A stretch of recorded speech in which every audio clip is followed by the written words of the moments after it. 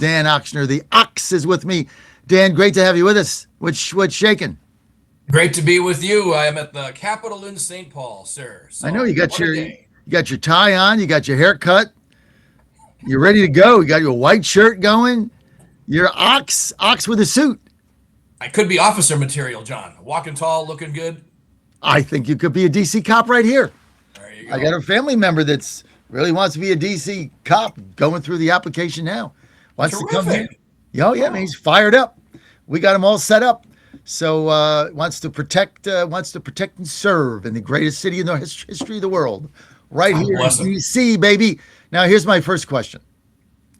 The only question that matters to me: are you coming to CPAC Dallas? Yes or no? Yes, I am. But I realized, John Fredericks, that I made my plane reservation back in November. I made my hotel reservation probably back in October, but I'm not sure that I registered for CPAC.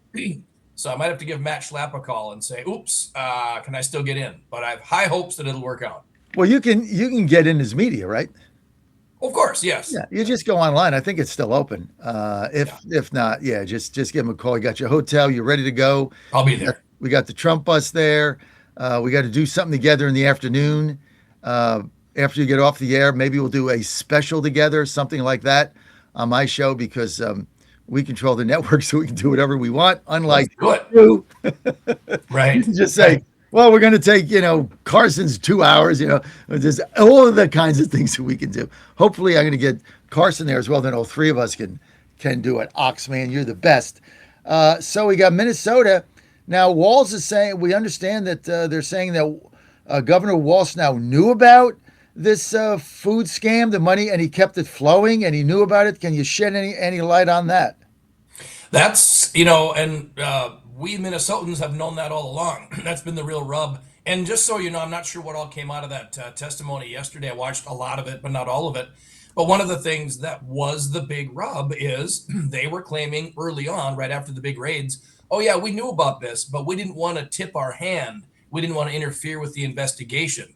So we didn't want to say anything to anybody. This is just, I mean, that was whatever that was, 2, 3 years ago, right? So that's been Right. going on for a long time. So now the world is finding out about this. It's a weird tap dance. It's almost like he thought we'd all go, oh, I can understand that. Oh, okay, I see. While they still cut checks for millions, tens of millions of dollars. No, it doesn't work that way. You find out about fraud, you stop it. And now finding out that state agency officials, well, not now, we kind of knew this, but it's coming out in the news now with some hearings at the Capitol across the street from where I'm at right now.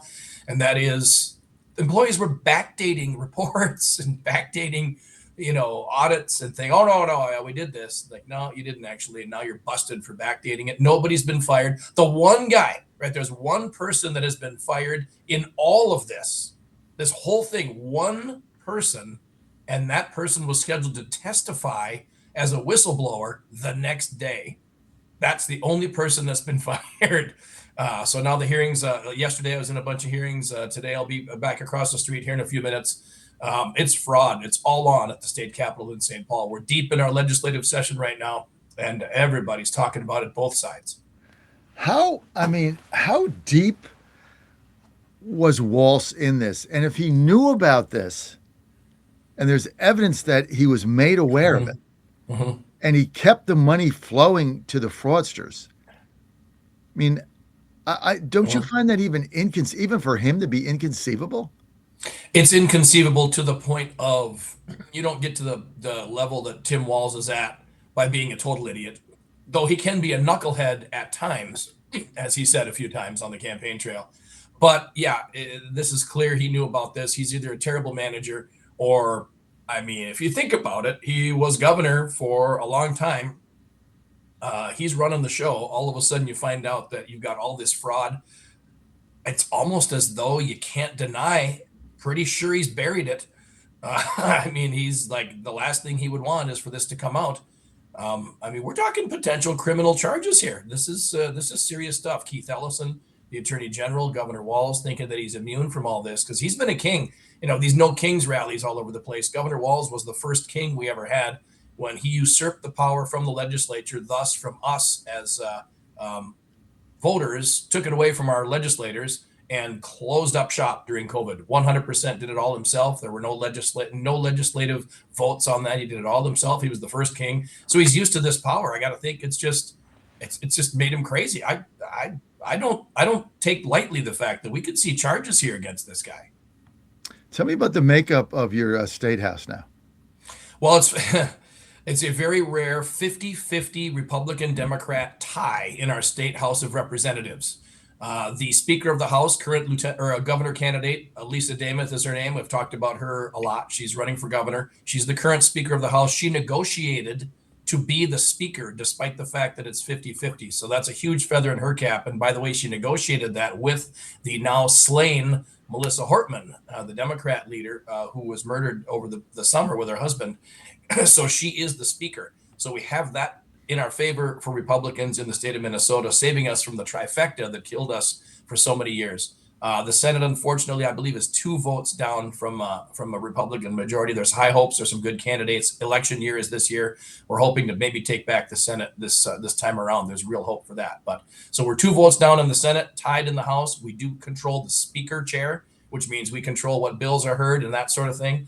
And also the governor is the Democrat. So we're hanging on by a thread, John Fredericks. So, what did the current speaker that's running for governor, who I believe is the favorite to be the nominee, but you have a very complicated nominating system. Get into that in a minute. What concession did she have to make with the Dems in order to take the gavel? She had to balance the budget because last year was a budget year, so she had to make a budget deal, which included like raising the tax on our new legal pot. So there's some sort of a tax on pot that the Democrats insisted on that she decided to go along with. That was pretty much that. She's taken a little heat for that, but that was really about it. So she showed her prowess as a negotiator. And she was able to get that done. So it was real leadership on her part. Really proud of her. She represents her district is kind of the core, a big core of the Hot Talk with the Ox listening audience in central Minnesota. I've known her since before she was ever in the legislature. So it's exciting to see her do that. But, hey, I tell you what, you make deals with the Democrats to keep your state operating, to keep your budget running. Guess what? The purists will say, how dare you deal with the devil? We'd rather have the state shut down. But one of the things with our state, unlike the federal government, they realized 3, 4, 5 years, whenever it was recently, that in our state constitution, if we don't have a budget, the state shuts down, including the prisons, the police, everything. We cannot constitutionally okay, we're going to keep this agency open and this agency shut. So there is a real impetus to keep the budget or keep the government going really straight. Even though they've done it for years, they found out, hey, wait a minute, it's unconstitutional. It was adjudicated by the state Supreme Court. So you have to keep the government running. You have to make the deals. And a lot of people just don't want to deal with these Democrats because you see what they're doing in Minnesota. They're uniting to make it a sanctuary state for sex changes for children from around the world without parental permission, sanctuary state for everything. I mean, abortion, abortion, plus blowing an $18 billion budget surplus unilaterally, all voting with no Republican votes. These Democrats, they unite and they're not with the will of the bulk of the people here. Hopefully we'll rise up this year. They don't care. I mean, they don't care. They don't care. They don't care. Weird. I mean, they just the power. And when they get power, they wield it. And we can't understand this. The Republicans cannot understand this.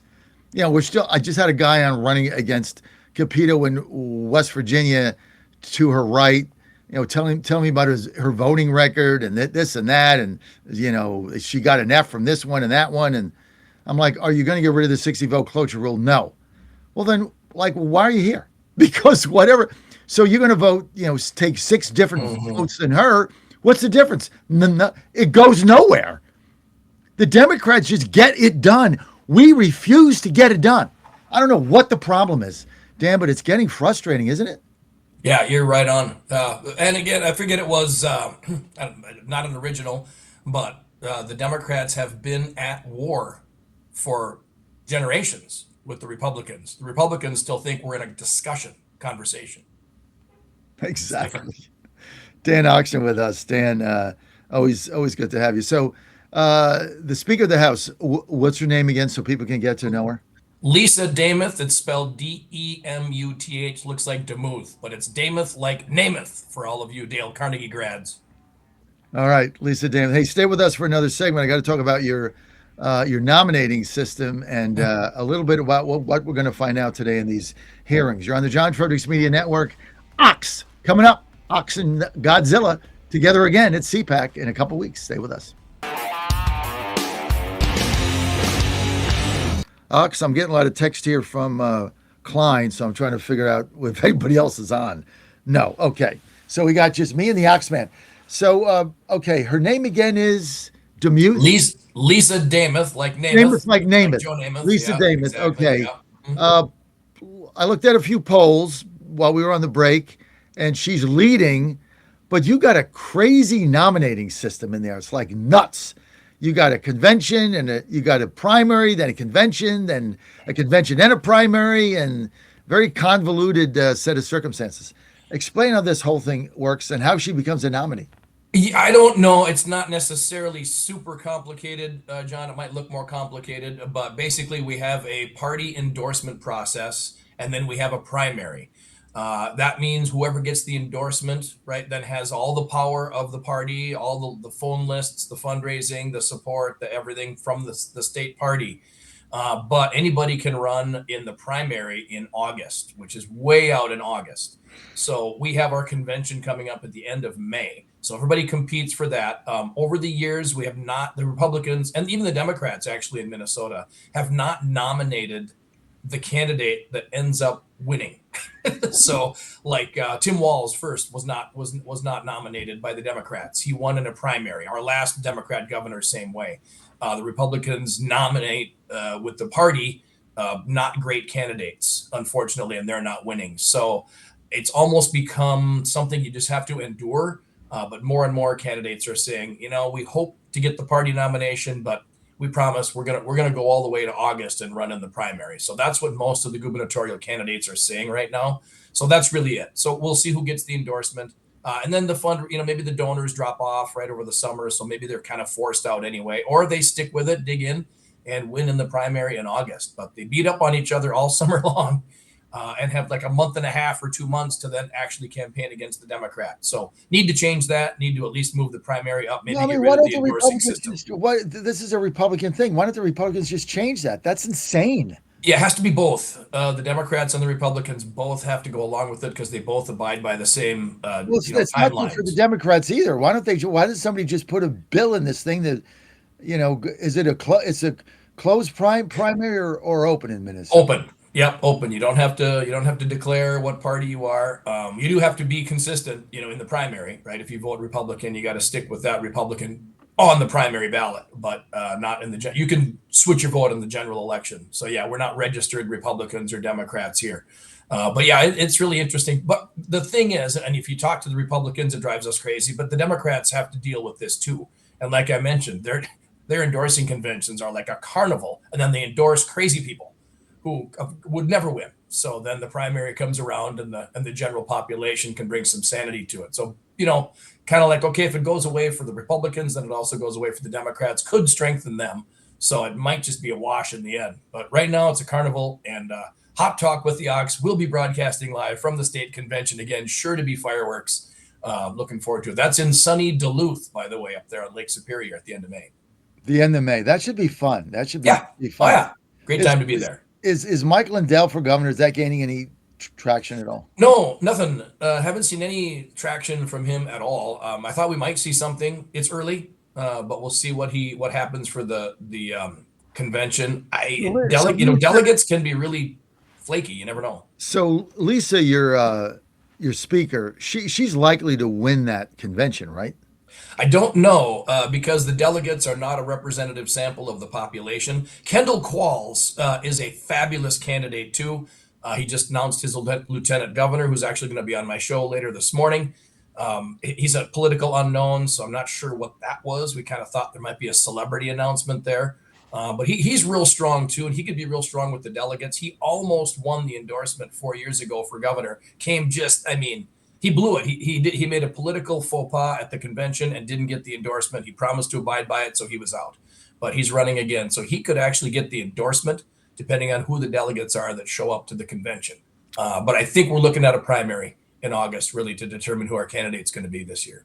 Yeah, because I mean, you get somebody they win the convention, but then goes to a primary. So Mm-hmm. by the time the primary comes, people kind of forget about who got the convention. When the Yeah. convention, other than you get the machinery behind you and the apparatus. So yeah, Plus, what happens, they always send out news reporters on primary day to Lake Minnetonka, and they interview everybody who's enjoying a summer day at the lake going, did you know there's a primary today? It's like, no, we got the kids at the lake, You don't want to go vote in a primary in the middle of August in Minnesota. We don't get that many nice days. So the turnout is usually pretty bad. It's just a screwy thing. We should have the primary before summer, right? It should be a May primary, maybe even earlier, and just get it over with, because you waste a lot of time beating up on each other within your party when you could be beating up on the other side and really mounting a good statewide campaign. Very frustrating. let's get to your hearings today at Yeah. the state capitol in Minneapolis. Normally, you go through this and you get the Republicans on the attack and the Democrats defending their party. Do you see that here, or do you think the Democrats are going to come out swinging? Well, and when I say hearings, this is the standard legislative session. It's where the committees meet and bills are heard. And before committee this week is a bill from the Republican, essentially the majority in the House of Representatives, whatever, from the leadership of Republicans. If there is a department like the Department of Education, Department of Homeland Security, whatever it is in the state of Minnesota that they find fraud, the bill is to decrease the funding to that organization by 10%, decrease the funding to the commissioner, the salary by 25%, and fire any employee that's actually found guilty of committing the fraud and ban them from working in the state of Minnesota for 5 years. That's a step in the right direction. Democrats shut it down. If it ties in committee, it doesn't move. So with the tied committees, those things are being presented by Republicans this week. Some other fraud prevention bills are being presented. So that's what's going on at the Capitol. So the Democrats are going on record as refusing to pass anything involving fraud. They just shut down a office of the Inspector General, the OIG, which would be an independent agency to monitor fraud with an independent, essentially law enforcement wing, so that it's not just the governor's police that then would have to, charge people with crimes if they're found guilty of fraud. And that seems to be a sticking point for the Democrats now, too, even though it passed the Senate bipartisan with only 7 dissenting votes last year. The governor runs the House of Representatives, and he's making sure, for the Democrats, and he's making sure that they unite against this. So they've had all the opportunities to fight fraud in bill form, right? Officially in bill form, brought before the committees, voted down by the Democrats. They're uniting on this. So not one Democrat is willing to get serious about fighting fraud, and it's on record every day. How do they survive in November? It's a great question. Well, because Trump sent in the ICE raids, right?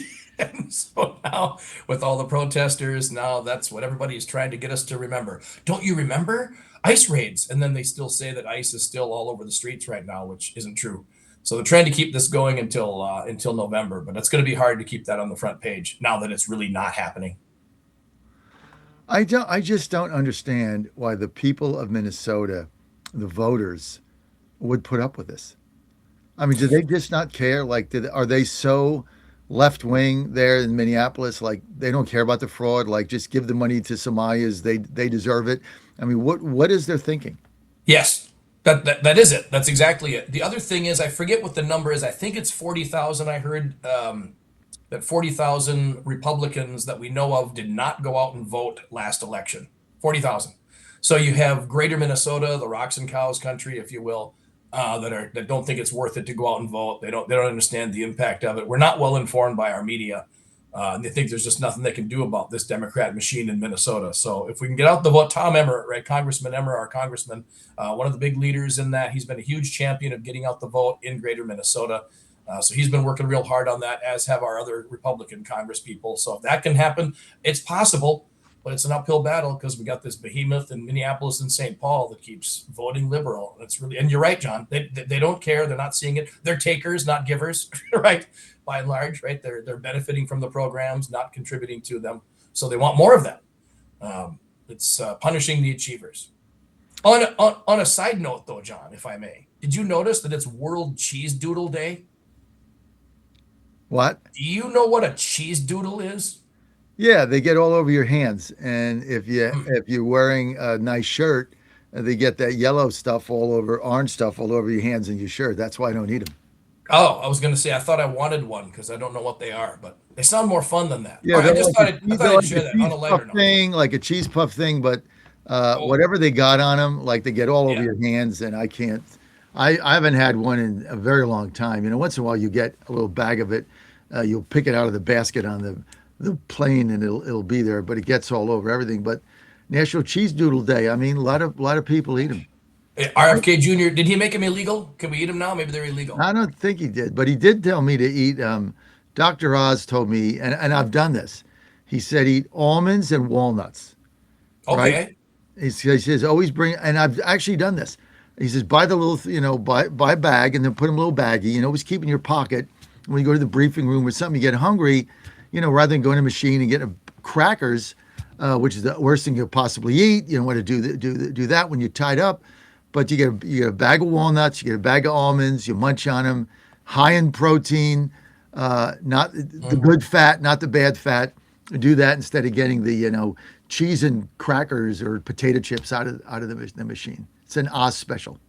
Can I have salted almonds? Because they always want you to eat the unsalted Yes, ones, because and you they want taste you terrible. want salt. They said the body needs salt.